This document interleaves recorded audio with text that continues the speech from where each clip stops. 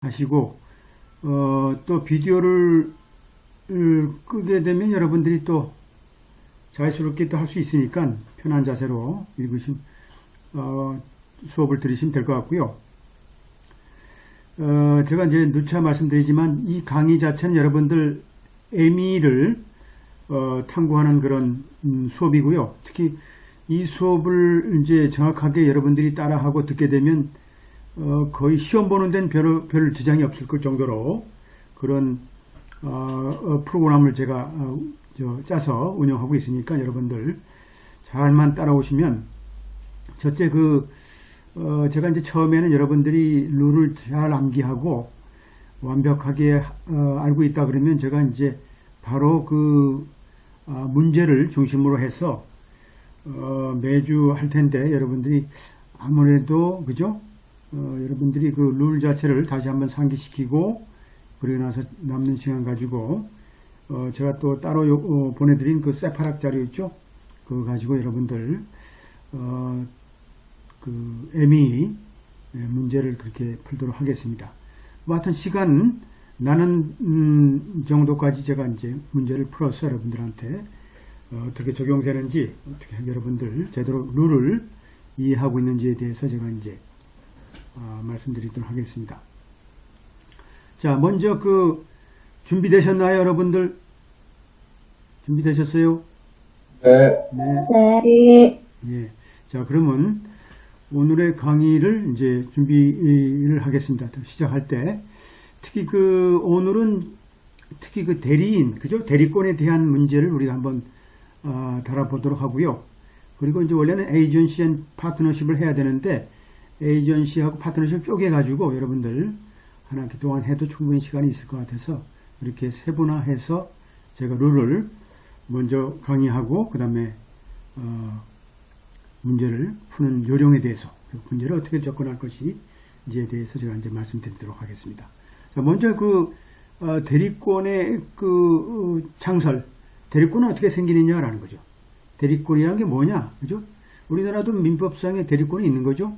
뭐 당연하게 여러분들 대리라는 것은 뭐 혼자 어떤 일을 다 할 수 없잖아요. 그죠? 여러분들 우리가 어차피 법률상의 대리권이 생길 수밖에 없고 여러분들이 동사무소에 인감을 뛰든지 뭐 또 주민등록 초본이나 등본 뛰더라도 요새 뭐 전부 24시에 들어가게 되면 여러분들 얼마든지 뭐 등본이나 뭐 건축물 대장이라든지 여러 가지 뛸 수 있는 아주 편한 그런 그죠? 방식이 있습니다만 그래도 여러분들이 뭐 아프다든지 또 먼 곳에 출장 갔다든지 불가피하게 대리권 행사를 못하는 경우가 있죠. 한마디로 이제 여러분 본인의 법률 행사를 못하는 경우에 이제 대리권이 필요한 거죠. 대리권의 핵심적인 사항은 fiduciary duty라고 하겠어요. fiduciary죠. fiduciary란 뭐죠? 신탁이라는 개념인데 fiduciary는 두 가지가 여기 안에 내포되어 있어요. duty of care, 그죠? 시험 여기 나오는데 항상 틀리는 사람도 있어요. duty of care하고 duty of loyalty가 두 가지가 합치된 게 이제 fiduciary duty예요. loyalty. 첫 번째 care는 뭐 주의 의무라는 거죠. loyalty는 뭘까요? 뭐 자기 거래도 하면 안 되고, 그죠? 뭐 이해 상충 금지라든지 이런 게 또 뭐 이런 것들이 이제 로열티에 해당되겠죠. 로열티라는 건 한마디로 아주 중요한, 그죠? 한 사람에 대한 뭐랄까요? 복종일 수도 있고 필요의 경우에 따라서는 한마디로 어떤 자신의 어떤 상사에 대한 혹은 뭐 대리권이라는 건 그죠? 프린시플 주인에 대한, 그죠? 주인에 대한 기본적인 어떤 뭐라 그럴까요? 뭐 끝없는 어떤 맹신, 그죠? 이런 것들 한마디로 모든 것을, 그죠? 그 사람이 시키는 대로 하는 뭐 이런 것들이 기본적으로 로얄티죠. 근데 로얄티라는 게 뭐 내가 뭐 시키는 대로 한다 뭐 이런 것은 뭐 좀 이상하지만 기본적으로 본인이 의사라는 게 중요하기 때문에 본인이 의사에 반해서는 그것은 우리가 대리권이라는 건 있을 수 없죠. 그래서 이게 fiduciary duty는 한마디 duty of care, duty of loyalty라는 두 가지의 요소가 있다라는 걸 알게 되었고, 그 다음에 사람이 우리가 이제 대리권을 행사할 수도 있고, 또 엔티티라는, 그죠? 하나의 에이전트. 한번 볼까요? 엔티티라는 건 하나의 뭐 회사라든지, 뭐 여러분들 알다시피 신탁회사도 많잖아요. 은행 같은데 고객의 돈을 신탁받아서 하는 엔티티. 이게 뭘까요? 은행들이죠. 은행들. 이런 것들이 다른 사람을 대신해서 우리가 뭐 다루는 사람이라는 건 프린시팔이죠. 본인, 그죠? 주인. 우리가 전통 마스터, 한마디로 마스터 서번트라는 이제 커먼노의 잔재가 있죠. 기본적으로 마스터 서번트는 뭘까요? 서번트라는 건 무조건 복종해야 되겠죠. 서번트라는 건 표현이 좀 그렇습니다만, 오늘날은 이제 커먼노의 잔재가 없어졌으니까 마스터 앤 서번트가 아니고 프린시팔 에이전트, 그죠? 에이전트라는 고상한 말로 이제 바뀐 것뿐이지, 뭐 마스터 서번트는 똑같죠. 그래서 우리가 구속 요건이 있는데 기본적으로는 어떤 계약이 성립돼야 되겠죠. 계약이라는 것도 뭐 공식적이고 뭐 비공식적인 계약이 다 포함되는 거고, 그 다음에 그러한 어떤 행위 자체가 기본적으로 종국에 가서는 그죠? 주인한테 이름이 있어야 되겠죠, 우선적으로. 왜냐면 뭐 본인이 병이 걸려가지고 병원에 누워 있는데 어디 뭐 인감을 띄워서 어디 뭐 그죠? 어디 뭐 물건을 팔아야 되는데 급히 병원비를 대려고 그러면 이 사람이 뭐 다리가 양쪽 다 부러졌는데 어떻게 뭐 들거래 실려가지고 동사무소 갑니까? 안 되잖아요. 그러니까 가족 중에서 위임장을 받아가지고 그죠? 인감하고 위임장을 이제 거기서 써가지고 이제 주민등록증하고 같이 갖고 가면 되겠죠. 이런 식으로 해서 어떤 그 행위 자체가 결국은 전국적으로 프린시팔한테 도움이 돼야 된다.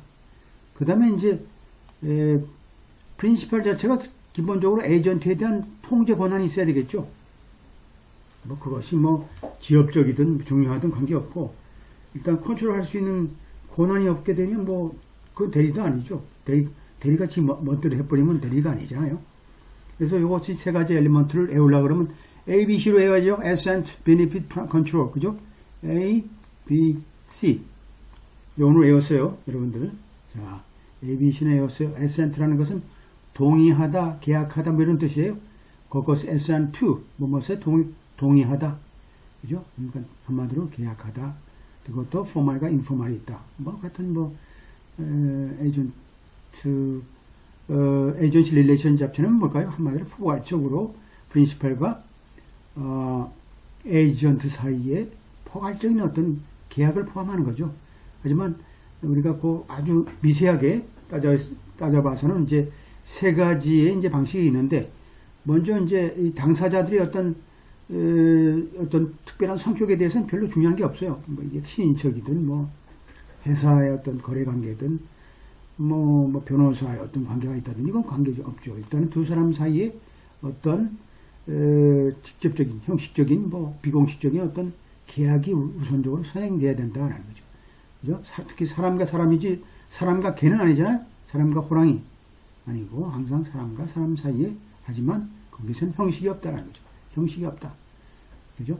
어떤 특정인에 대한 것도 없고, 이게 바로 이제 어떤 당사자의 캐릭터라이제이션이죠.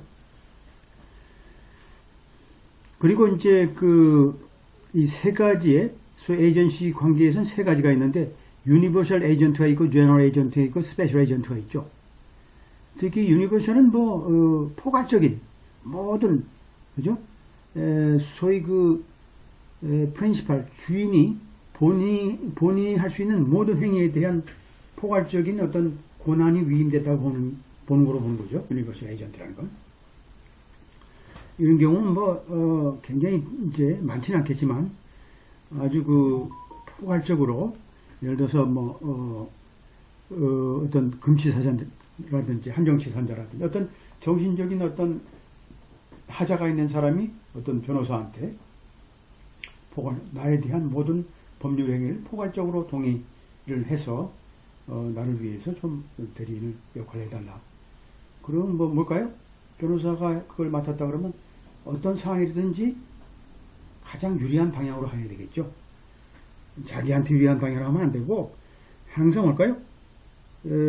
주인이 원하는 방향일 것이라 하다. 그죠? 그런 것이 유리할 것이다. 라고 보는 모든 행위에 대해서 우리가 권한을 위임한 것으로 보는 거죠. 그 다음에 제너럴 에이전트는 기본적인,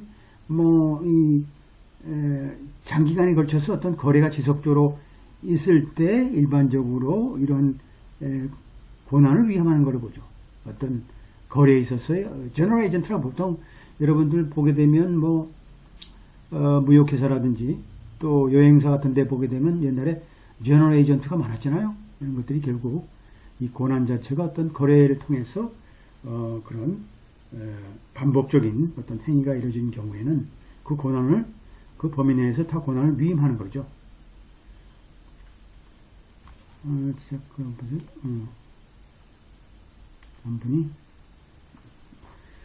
마지막에 한 분이 조인하셨네. 예.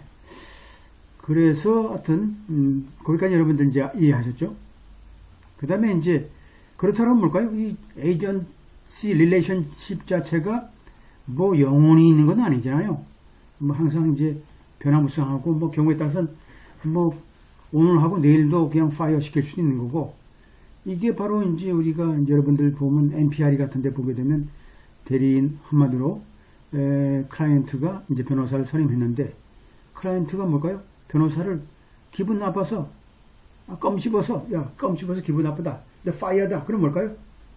파이어 돼야 돼요. 이거 이게 내가 껌 씹었다고 이거 날 파이어 시켰냐? 그거 말도 안 되죠. 하지만 클라이언트가 지 마음이죠. 여기 똑같아요. 에이전시 릴레이션십 자체가 소위 대리인 관계의 종료가 언제 시점이냐? 언제 되죠? 자, 그 관계 자체가 양 당사자에 의해서 종식돼서 끝이 났을 땐 당연하게 그 종식된 표시가 명확하게 이제 나타나는 거죠. 자, 두 사람 사이 계약이 어제로 종료됐다. 그러면 끝나는 거죠. 그리고 두 사람 사이의 어떤 대리권에 대한 권한 자체의 어떤 조건이 명시되어 있는 경우 조건이 어떻게 돼요? 조건이 성취된다. 성취됐다 그러면 그것도 expire 되는 거죠. 당연하게.